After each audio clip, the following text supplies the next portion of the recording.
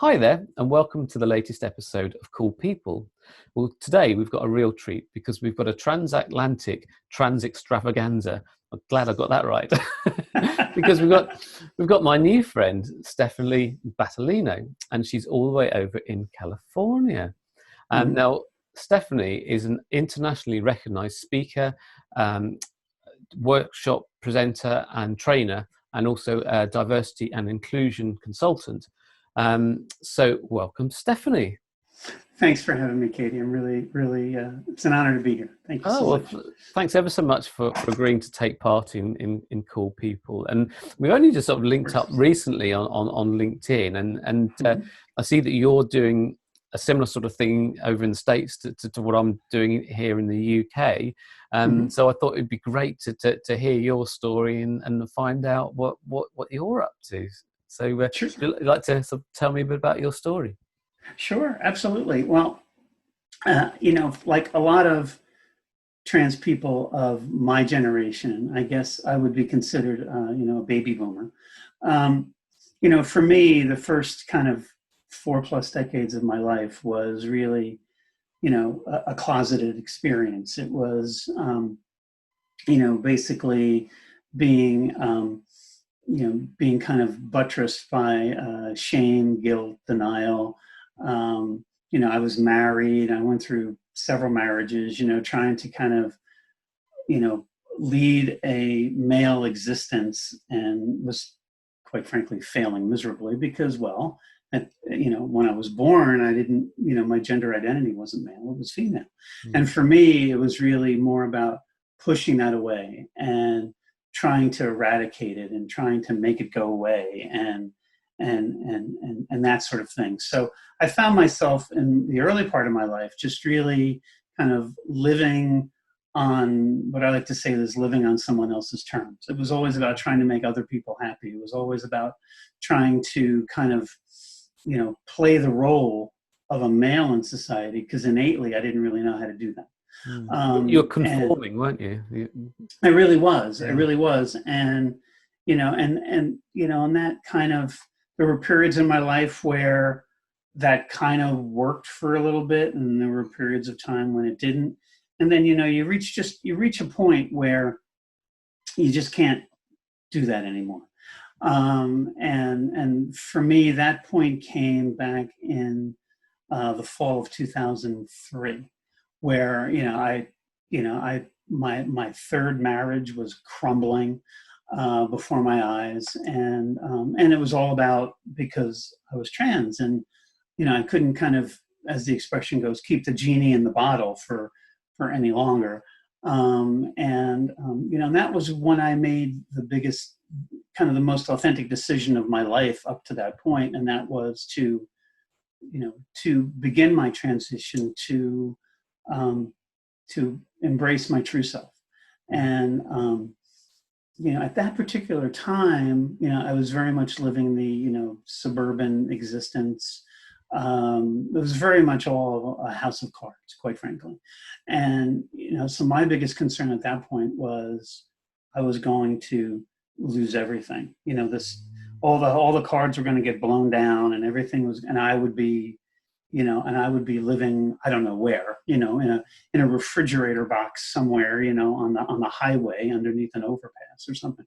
That's what I really thought. I mean, the visual that I always like to use when I'm either speaking or I'm training is, for me, it was very much like I was standing on the edge of this great abyss, and I couldn't see. It's so deep that you can't really see the bottom of it, and you don't know really what's going to happen if you step off the edge and into it. And but I knew for me at that particular time, it was a step that I had to take. It was just something that was inside of me, probably something that was inside of me since I was born, quite frankly. And so I stepped off into it. And the wonderful thing is that instead of, just hurtling down this dark space with no end in sight, a road really kind of came up to meet me. And that was, a new community, a new family of friends and people that celebrated me and that embraced me for who I was. And that's really how, you know, I began my transition, and started living into my true self, which honestly, I'm living into my true self today. I don't think that's a journey that ever ends. You know, I mean, a lot of my straight friends say, well, so, you know, your transition stuff and, you know, life is good and so it's all over, right? And I kind of laugh at them because it's like, well, it's never really over. I mean, I think there's always an element of living into yourself. And, you know, as we kind of embrace really who we are for the first time in our lives, you know, now that's been a number of years since then, but it still happens even to this day. And so for me, a big part of that journey was bringing my son along with me. At the time, he was 10 when I came out. Okay. And that was, you know, the visual that I like to use is, you know, I don't know how many people remember a show way back in decades ago in the U.S. It was called the Ed Sullivan Show. You know, the Beatles made their big U.S. debut on the Ed Sullivan Show. Well, Ed loved the jugglers, and he always used to have these guys that would come on and they would spin plates. And the big thing was to keep all these plates on these big sticks, you know, spinning. And, you know, I can't think of a better metaphor for my transition, because like each one of those plates was a plate that I had to keep in the air as I was going through my transition. Because what I always like to say is, you know, when you transition, you don't transition in a vacuum. Everyone in your life, whether you happen to like it or not, comes along for the ride. And so when you come out, and especially for trans people, right? Because when we come out, unlike our gay and lesbian brothers and sisters, it's a very visual kind of a thing because of our hormone treatments, whatever, you know, things begin to change. So physically there is something that the world is seeing that's different today than it was yesterday. And that's kind of the same thing. And that's kind of what I'm referencing. So like for me, it's like you come out to everybody. You come out to, and a plate represents that. You know, you come out at work, you come out to your family, your siblings, your friends, your children. You know, you come out to the postal carrier. You come out to the person in the, you know, the bodega around the corner that you get your coffee from in the morning, you know, before you go to work. You know, you're all of these people see you and kind of walk this transition with you. And the most important person of that collective was and is my son. You know, so for me, as I was moving through my transition, what was very important for me is to make sure that my son stayed in my life. Because when I speak to audiences that are primarily trans people, you know, what I always like to say is, you know, you have to ask yourself a very important question. And the question is, how many, you know, which people that are in your life now, you want to have in your life after your transition? You know, and it gets people, I think, to really kind of get very introspective about, okay, so first of all, this isn't all about me as much as I think it's all about me, but it's also about people around me. And who are the most important people in my life that I want to, you know, embrace me and walk with me through this journey? Well, when I asked that question of myself, the answer was my son, of course. So I needed to kind of slow down a little bit. I was going pretty fast. You know, the genie was kind of coming out of the bottle, and I was like, okay, let's go. We got to get moving here. You know, I've been waiting for 40 plus years to do this. So, you know, of course, I want it all to happen in like, you know, 3 weeks. Well, it doesn't happen that way, of course. And, you know, if it only did, right? And, you know, but no, that would leave a lot of broken glass that I would have to sweep up afterwards. So I had to slow down, and I had to bring my son along with me slowly, you know, because for me, one of the last plates that was spinning that I hadn't come out in yet, one of those venues, was the workplace. And I always just kid myself, well, I'm out in all these other aspects of my life. So, 85% out as Stephanie in the world. Well, the simple fact of the matter is, and we all know this, the larger percentage by far of our lives are spent in the workplace. So I was really only kidding myself. But as a practical matter, I couldn't come out at work until my son was more on board with who I was. And so I was fortunate enough to be able to work with a therapist who remains a dear friend today.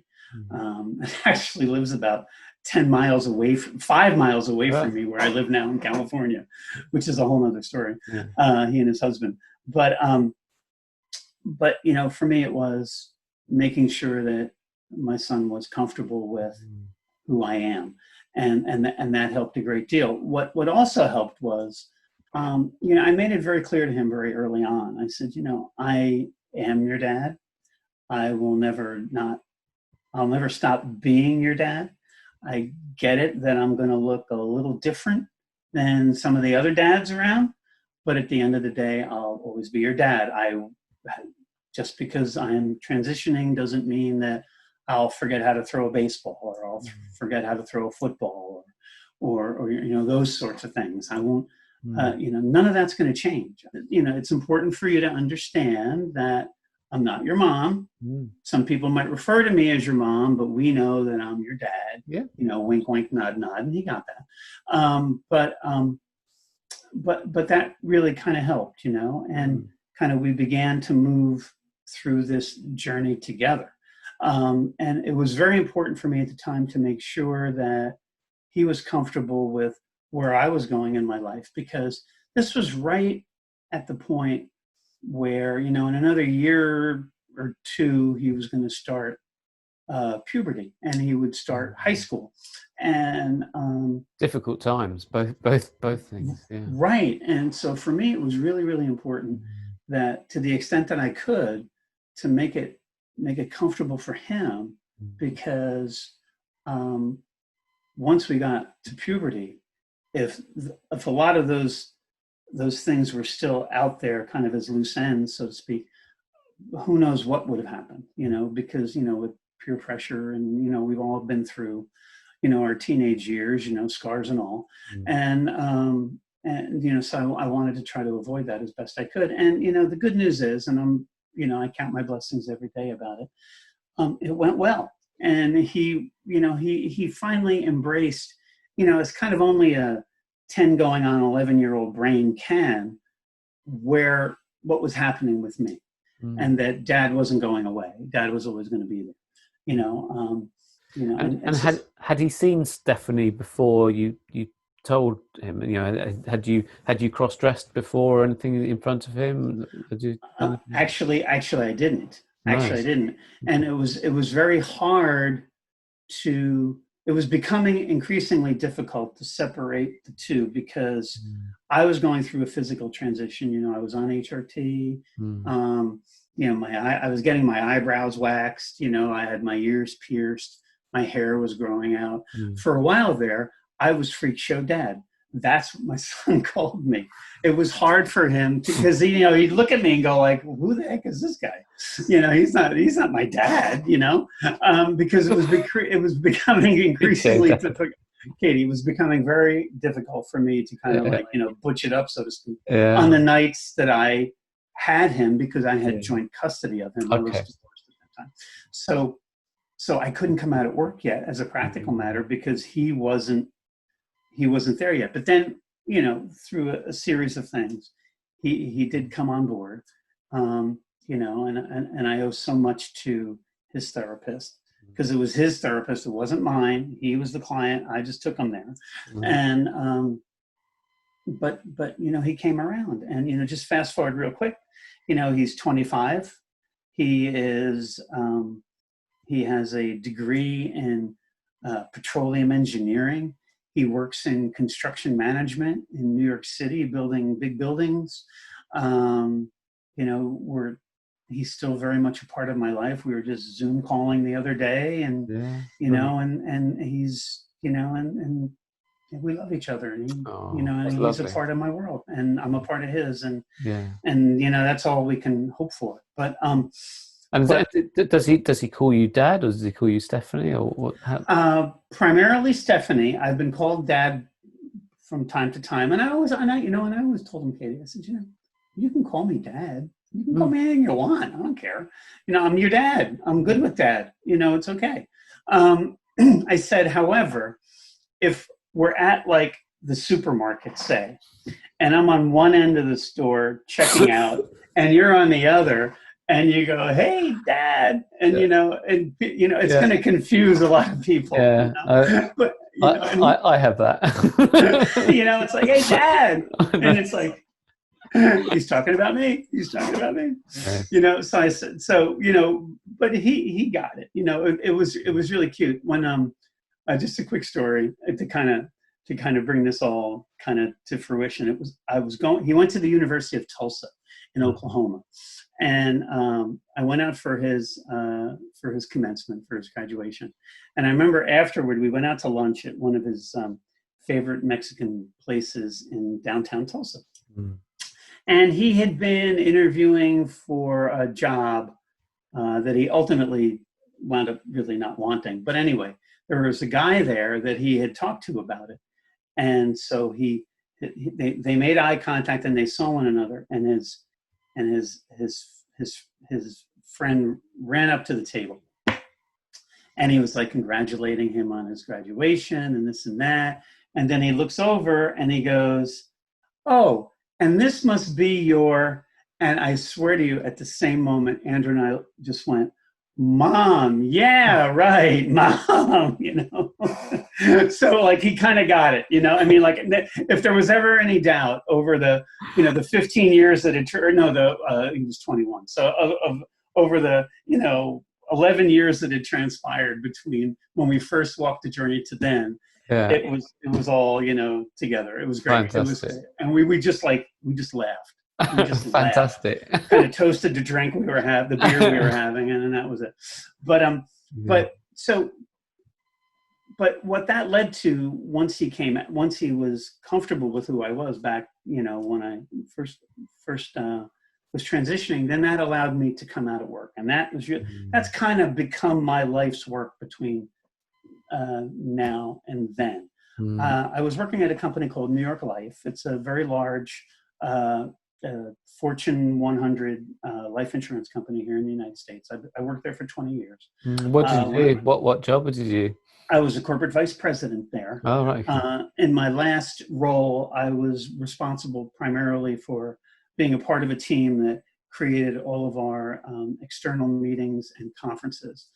Being a very sales-driven organization, we have like 10,000 agents from coast to coast. There's a lot of need for sales incentive training meetings, whatnot, these large gatherings from anywhere from 500 to 5,000 people. And I was a part of the team that put those on. So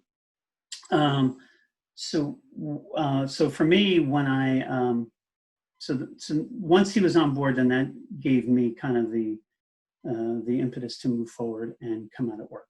And like I said, that's really kind of where, my work now, having retired from New York Life last year after 20 years, this is like kind of the second chapter. This is the work that I was doing on the side while I was working is now become my life's calling. And it was always my life's calling, actually. But anyway, so when I came out at New York Life back in the fall of 2005, I was the first trans person in the history of the company, let alone an officer of the company. Yeah. Come out on the job in the history of the company, which at the time was 160 years. Wow. Right now, they just celebrated their 175th anniversary like 2 days ago. I think it was on Easter Sunday, actually. Yeah. So it was a big deal because back in those days, there were no protections in place, even in a fairly liberal state like New York State, to protect trans people when they came out. So I could very easily have been fired on the spot. Ah. And I actually was concerned that that was going to happen because, as you might imagine, life insurance companies, I think by their very definition, are conservative entities. You know, very kind of old boy network, very brick and mortar. And so that's what I was dealing with. So when I came out, I figured they're going to just run me out of town on a rail and I'm done and I'll be selling pencils on the street corner somewhere. I mean, that's really kind of what I thought was going to happen. But it didn't happen that way. You know, I took a lot of steps in my transition, my own mental transition plan at work, kind of, you know, talking to some of my closest friends and colleagues and actually coming out to them on a one-on-one basis. You know, and then that all led up to the day that I actually came out to my chief marketing officer, who was the head of that unit that I was in at the time.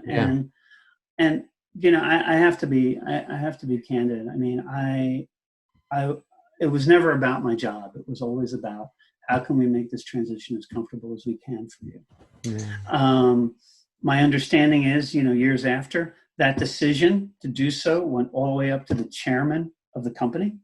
Now, this is a company that has, you know, non-agent population of, I don't know, 5,000, 6,000 people, maybe 7,000 people. And I made it all the way up to the chairman's office, go figure. But at the end of the day, they didn't know what to do. They had no transition plan for that. For that matter, the panic in their eyes. Oh my God, totally! I'll never forget the first meeting I went to. I was working with two vice presidents from our human resources to do that. And you know, so here I am walking into the headquarters building of the New York Life Insurance Company on 51 Madison Avenue in New York City. It is a registered landmark among all the other landmark buildings in New York City.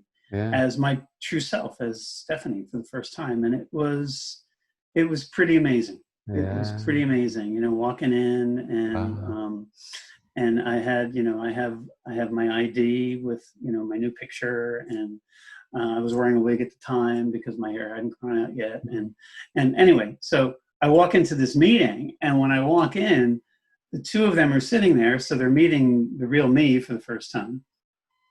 And you could see they had this like deer in the headlights look, like, oh my God, what are we going to do?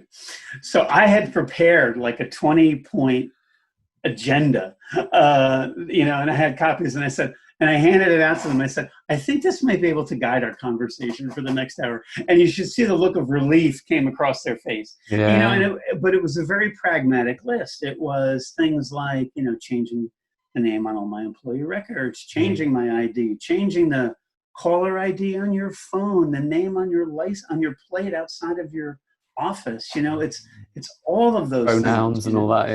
Yeah, you know, and back then it wasn't even really about pronouns. I mean, it was more about the biggest concern then, and quite honestly, Katie, it kind of still is today in some companies, not all, but some. You know, what bathroom to use. You know, it was chestnut, still, it was still that, right? I mean, it was still that. It was still about, so where are you going to go to the bathroom? You know, and they were a little squeamish about my using the ladies' room. Because, as they put it, I'll never forget, one of them said to me, he goes, now, Stephanie, I'm totally behind what you're doing. Of course, I support you, but I have to worry about the 0.1% that might have an issue with my using the ladies' room. You know, and I think back on it and go, really? All I'm doing is going to the bathroom, just like any other woman is doing when they go to the ladies' room. Exactly. But, you know, so we wound up identifying a single-use bathroom in the building that I was working in, which wasn't very far from where, it wasn't like, you know, some trans women that come out, especially back then, you know, have these horror stories of having to walk like from one building to another, you know, like a half a mile just to go to the bathroom. God. Mine wasn't like that, but you still had to use that. You weren't allowed to use the ladies. No. Meanwhile, all my female coworkers at that time, after I had come out, were like, sure, you know, of course you're going to use the ladies' room. Why wouldn't you? You know, it was never an issue. But it was an issue in HR's mind. So candidly, I acquiesced a little bit because everything else was going so well. But here's the funny thing. So when I go to this meeting at our headquarters, we never discussed where the single-use bathrooms are, if there are any at all, in this building. I didn't know where they were. We got done with the meeting. I had to go to the bathroom. Yeah. Where did I go? I just went into the ladies' room with everybody else. Of course, yeah. Was there an issue? Of course there wasn't. No. Of course there wasn't. And I think there might have been one or two other ladies that popped in while I was there. Oh, hi, how are you? You know, and off you go. And but it was but it's out of all of that, Katie, where I realized that this is kind of where my calling is in terms of my activism. Because I always felt that coming out of that, it was very important for me to give back. Because as I had said to the HR people back then, I said, you know, I might be the first, but I'm certainly not going to be the last. And I wasn't. There were one or two others I think that came out while I was still working at the company. Because don't forget, I retired in 2019. I came out in 2005. So, and I started with the company in 2000. So of the 20 years, 15 of those years were, nearly 15 of those years, I worked at New York Life as me, not as the person I used to be. So things went, like I said, things went well. It really kind of put the impetus behind, what do I do now to support the movement, to support, you know, anti-discrimination efforts and workplace inclusion efforts in the trans community. And I'll never forget, I talked to a dear friend of mine at the time, and I said, what do I do? I don't even know how to do this. This all seems so very daunting. And I came away with two things, which I hold on to today. One is, all you have to do is tell your story. And I say that to anyone who's listening, that it might be in that same position where you're wondering, well, you know, I'm out now and I really want to help the community or whatever. What do I do? Well, what you do is you tell your story. It's because so powerful, isn't it? It really, oh my God, there's so much power in our stories. Yeah. Because we get so close to our own lived experience, right, Katie, that it's like, you know, we sometimes think, and I don't mean to speak for you, but, you know, we sometimes think, well, who's going to want to listen to that? And the simple fact of the matter is, people want to listen to it. I tell my story all the time, and yeah, I've had people in tears, you know, when I've told it, and it's amazing just to see how it does touch people. And you know, when I do my trans awareness training, you know, always without fail, the most powerful part of it is when I tell my story. And you can learn so much from listening to people's stories. You know, you don't have to go through all the other stuff. If you just listen to their story, you can learn so much about what it's like to be trans. And it's just stuff like that. You know, when people sort of think that there's a lifestyle choice, there's no choice about it. Nobody chooses to be trans, do they? Absolutely. You have to be mad to choose to be trans. Agree. Exactly. It's not an easy journey, is it? No, not at all. You know, and that's what gets me when people say, well, the trans lifestyle. I'm like, what the heck does lifestyle mean? I mean, that connotes choice, to your point. And it's like, no. We're just people, aren't we? Just human beings. Yeah. Yeah. And it's that, and I think that's the nugget, Katie, that you just hit on, is the humanity of all of this. And I think that, you know, when people hear your story, you connect with them on a human level, and then suddenly they get past, not all, but many get past, you know, the differences, and they connect on a human level, because, you know, all the things that we, you know, yeah, I worry about our environment. Yeah, I worry about our government. Yeah, I worry about this pandemic. Yeah, I worry about, you know, my son and how he's doing. And I worry about, you know, I worry about a lot of things. And I worry about a lot of things just like everybody else worries about a lot of things. And you know, so there's a human connection. And I think that in any speaking, any training that I do, I always try to establish that first, so that people understand that we have a common lived experience Mm. to a point.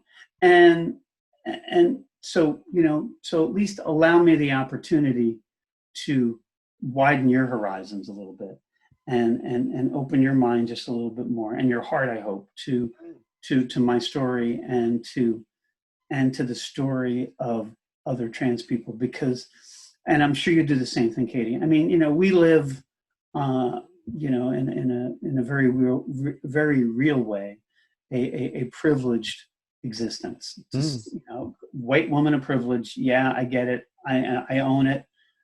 But what I also own is making sure that people understand that my experience is the minority within our community. There are so many other trans men and women that are having it much harder than I am, than you are, especially trans women of color. Yeah, absolutely. Yeah, they have a particularly tough time, don't they? Yeah, I mean, a friend of mine, we haven't connected in a while, but we certainly consider each other friends, is Laverne Cox. Oh, yeah. And Laverne, and what I love about Laverne, because I knew Laverne before she became Laverne the Star, and what I love about her is she's always stayed consistent on her message about explaining to people about how trans women of color have it worse than everybody else, and how they need to be, and how that needs to be addressed within the larger needs of the trans community. And but I think that's really kind of what, where I've been going. I was still working at New York Life when I started my speaking and consulting company. And its corporate name is Follow Your Heart, LLC. And now really it's StephanieBattaglino.com. I've kind of rebranded myself. So anyone listening wants to check out my website. I'll put that up. I'll put that up at the end of the video. Oh, perfect. Thank you. I'll do that. So appreciate that. Yeah, no problem. Thank you. And so I started doing that on the side, and after I realized, after someone said to me, tell your story, and also they said, there's plenty of room for you in the sandbox, because it's not really a sandbox, it's a beach. There's plenty of room for every trans person's story and every trans person's voice, because we only, our collective voice only gets stronger when it's magnified by the number of people speaking and telling their unique stories. And really, that's what I've been doing. And I was able to do that throughout my entire time while working at New York Life. Obviously doing it on my own time.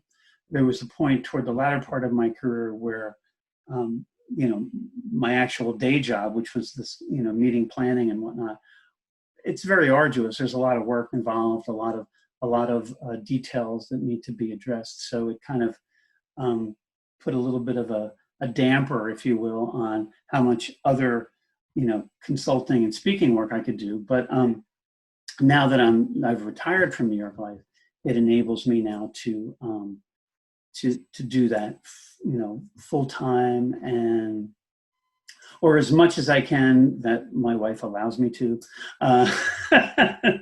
She was like, you're retired, we're retired, we want to travel. Just remember that when you're booking a gig, because, we have other commitments. And I'm like, yes, of course. Domestic harmony, always very important. So, I think, so that's kind of where I'm at now. Yeah. I'm in the midst of writing a book, which I'm very excited about. It should be coming out around this time next year. Oh, it's called Reflections from Both Sides of the Glass Ceiling. Yeah. Finding my true self in corporate America. Now, a little bit about the title. What I found was very interesting is after I came out, so I was walking around corporate America for all this time as a male with this thing called male privilege. And, well, I didn't really know I had it all that much, quite frankly. I never really dwelled on it. You don't know it until you lose it. And thank you. That's exactly what I say in the book. You don't know it. Yeah. You don't feel its loss until you lose it. And so for me, it was a very, very interesting time, because here, what I like to say, like when I'm when I'm speaking and stuff like that. I said, I always like to say, the good news is I was accepted as a woman in the workplace. The bad news is I was accepted as a woman in the workplace. because because now I was dealing with a lot of the glass ceiling situation that a lot of my cisgender female colleagues were dealing with ever since they were born, how I reacted to that. And, how I reacted to that was very much based on being socialized as a male in corporate America for however many years prior to my coming out.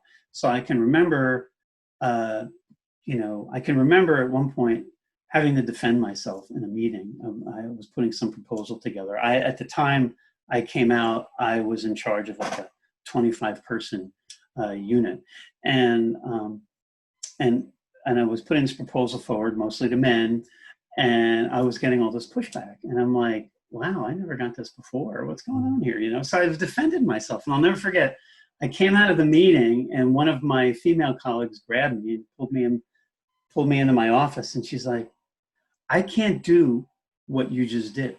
And I'm like, what did I just do? I didn't even know what it was. She's like, you defended yourself. You stood up to them. I wasn't socialized that way. I was socialized to acquiesce, to stand down. And I'm like, really? You got to be kidding. No, I can't do that. I mean, I can't do that. So it kind of set me on this journey internally of, okay, so are they having issues with me because I'm trans? What are they having issues with?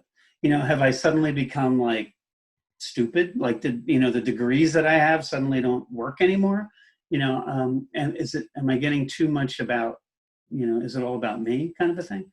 And I found out when I spoke with this, at this one company for a Pride Month event in Philadelphia. And I'll never forget, I was talking to them about what I was going to talk about to the head of the employee resource group of their LGBT resource group.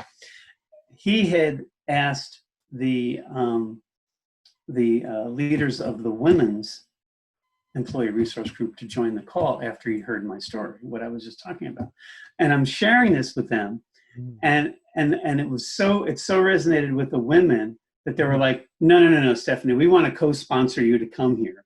And they sent me the book by Sheryl Sandberg, Lean In, and all that kind of, because they were like, you get it. You are in the unique position of having been on one side of the glass ceiling, and now suddenly you've kind of transported through to the other side, and now you're dealing with all the things that we've had to deal with our entire life in terms of progression. And what I noticed over time was how various women react to that and take steps to kind of deal with that. Not just my own lived experience, but what theirs was like. So the book really gets into a lot of that as well. And so interesting. So I'd never really had that because I've worked for myself for so long. I mean, the last staff job I had was working as a staff photographer press photographer on a newspaper, and that was 26 years ago. But since then, I just been working for myself. So I never really had that, you see. So it's really interesting, and that's something that you would only get in the corporate sphere, really, isn't it? Yeah, and I think and there's a lot of and there's a lot of trans women that continue to work in a corporate space and may not necessarily feel completely comfortable.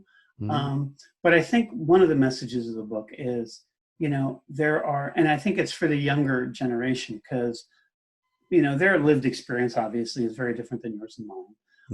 In many respects, they don't know what the closet means, and they come to the workplace with a very, very different set of expectations.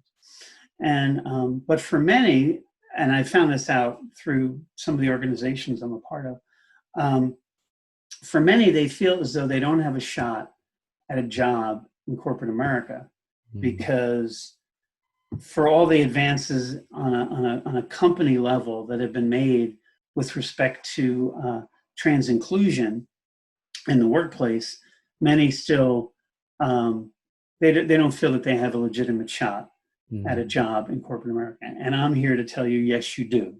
And I just think that that's a very, very important message to get out there. And if it's in some small way, the book, when it does come out, sends that message, then that's great, because I just think we have such a talented community of individuals, and part of my pitch is, to companies, it's like, look, you need to be able to interact with these people, with our community, get the pronouns right, know what words to use, that sort of stuff. You need to embrace all that, because the younger generation is going to walk into the workplace thinking that you've already got that, and they're going to have radar out for that. And if you demonstrate to them that you're not on board, that you just don't get it, well, they're going to walk away and go to another company that does, bring their talent there,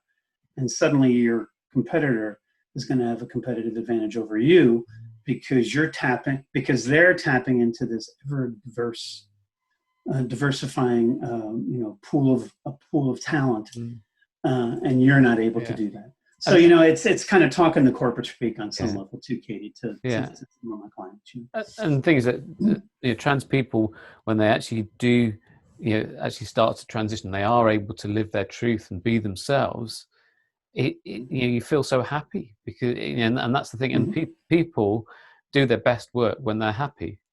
Yep. And I think that is such an amazing thing, because a lot of people talk about gender dysphoria, but not so many people talk about gender euphoria. And it is euphoric, isn't it, to be able to live your truth? And I feel fantastic in myself. And I say I've only admitted to myself that I was trans just over 2 years ago. It was the 11th of January 2018 that I admitted to myself. And it was interesting, I was 48 then. It was interesting you said that you were in your 40s when you admitted yourself in trans. Was there anything you think that triggered you admitting that to yourself? I think it was just kind of a collective. It was a kind of a collective set of experiences where it just became harder and harder for me to deny my true self.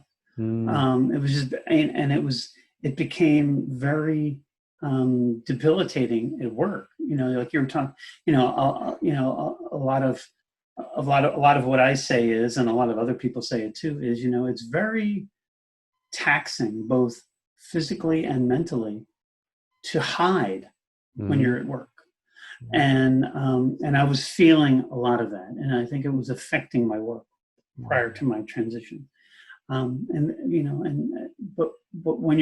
when you can bring your entire self to work, suddenly, like when I came out of work, it was like big cinder blocks of weight were lifted off of my shoulders. It's great, isn't it? It was very freeing, and I just, and it was just so much. It was so much better because I could bring my entire self to work, and be, and then be judged for, the contributions I was making to the company, on my own terms. Now, obviously, I ran into some difficulty there because of I think the culture of the company more than anything. But it was that much harder back then as well. It's easier now because there's been so much more in the media. So it would be easy if, yes, it was hard coming out. It was really hard, but it's still a lot easier now than it was 15 years ago. Yeah, and the funny thing is, I always thought back then that things were so much better than they were like in the 90s, Yeah. And now here we are in 2020, and it's just like the 90s were a long time ago. Yeah. And so but you're right, we weren't there yet on a state level with anti-discrimination policies that protected trans people. And as we were talking about before, and what drives a lot of my work is the fact that in 33 out of 50 states here in the United States, you can be fired on the spot for coming out as trans. So, it's like the ultimate catch-22, right? The ultimate conundrum. You experience the most genuine, authentic moment of your life by coming out, and you're shown the door. I mean, it shouldn't work that way. Yeah. But unfortunately, in the United States, we do not have federal level anti-discrimination policies in place for not only trans people, but also for gay and lesbian people. Yes. And bisexual people, the whole LGBTQ spectrum. And that's really what I continue to fight for. And a lot of people that are doing advocacy work like I am in the workplace space. And we need to continue to kind of beat that drum, because we're not there yet. We're not there yet. I mean, and while companies that have anti-discrimination policies based on gender identity and gender expression, create a safe haven for their trans employees, once the trans person steps out of that building, they are living in a state, potentially at least, that has very discriminatory rules in place against them with respect to housing and healthcare and what have you. And that's what has to change. And we can only do that on a federal level. Unfortunately, right now, with the current administration we have in the United States, got no chance. It's not going to happen.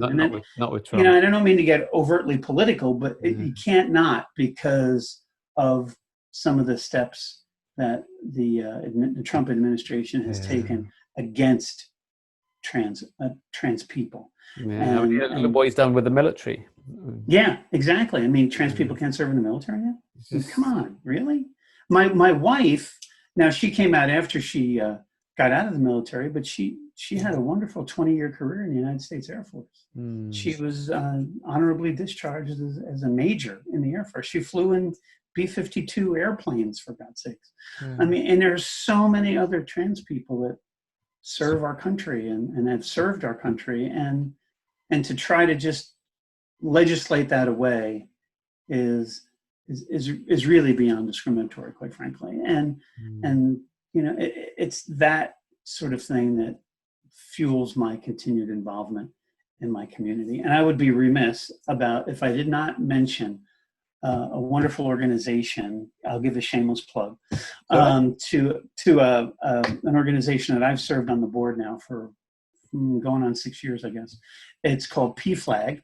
It used to be known as that. PFLAG used to stand for Parents and Friends of Lesbians and Gays, but it's a very trans-inclusive organization. And much like AARP changed their name here in the United States to just AARP, we've done the same thing. It's pflag.org. And they do wonderful, wonderful work throughout the 3,000 chapters we have across the country. And it's really on the firing lines. We're really kind of part of that line of first defense when parents have a child that has come out as trans or gay, and it's just a wonderful organization based on the love that a parent has for their child, and it's just it's a real privilege for me to be a part of that organization. That very much falls in line with all the other work that I'm doing within my own business. Yeah, so it's all good. Oh, fantastic. Well, thanks ever so much for taking the time to talk to me and becoming today's cool person, Stephanie. It's my pleasure. This is the coolest I've ever been. I mean, I am so tragically unhip. I mean, my God. It has been brilliant, and we definitely have to keep in touch now. Now we've found each other on LinkedIn. So and thanks ever so much for watching this edition of Cool People. There are lots more editions coming up. I've got lots more cool people in the pipeline. So be great to see you then. Thank you.